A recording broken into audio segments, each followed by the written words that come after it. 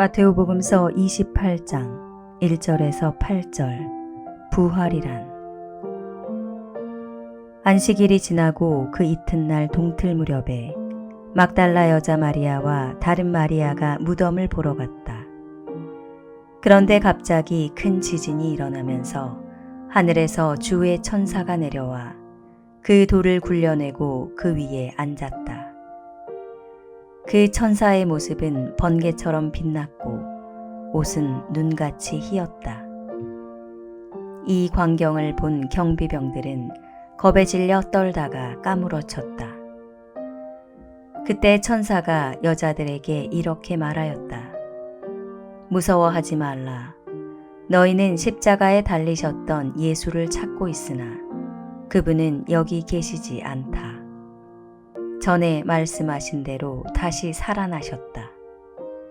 그분이 누우셨던 곳을 와서 보아라.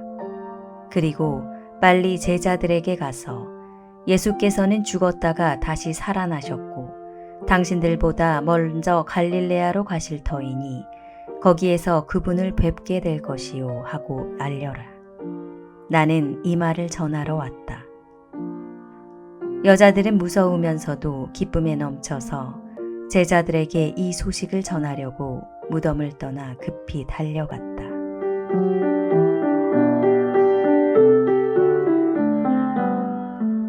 부활이란 다시 태어난다는 말입니다. 더 정확한 의미로는 죽었다가 다시 살아나는 것을 부활이라고 합니다. 부활은 우리 교회뿐만이 아니라 신을 믿는 거의 모든 종교들이 주요하게 다루는 주제입니다. 특히 자신들의 교주가 신의 아들인지 아닌지를 가리는데 부활은 아주 중요한 의미를 갖습니다. 신흥 종교 교주들은 자신이 부활한 사람이라고 속임수를 쓰기도 합니다.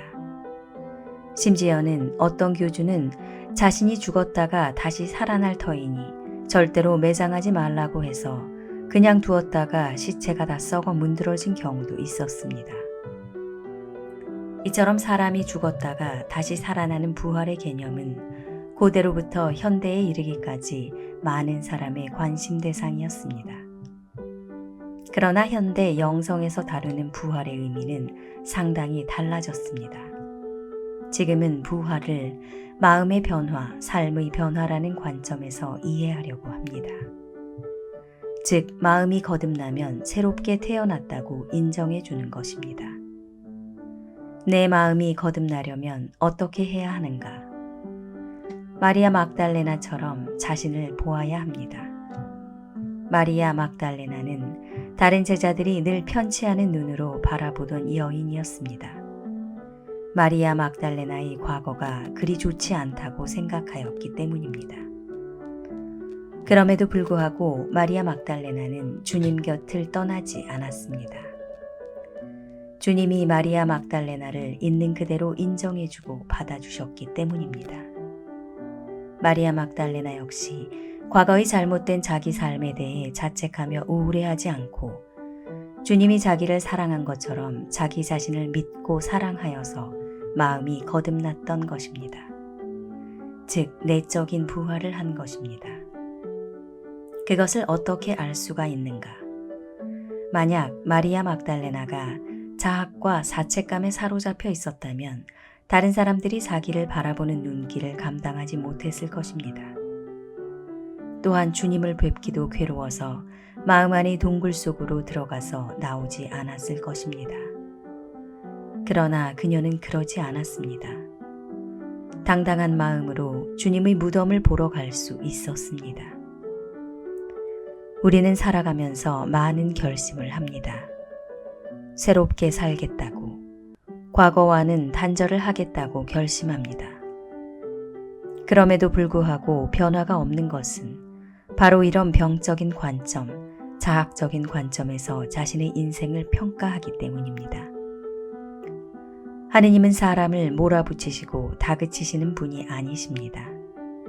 하느님은 집 나간 둘째 아들이 깨달음을 얻어서 다시 돌아오기를 기다리는 인자하신 아버지 같으신 분이십니다.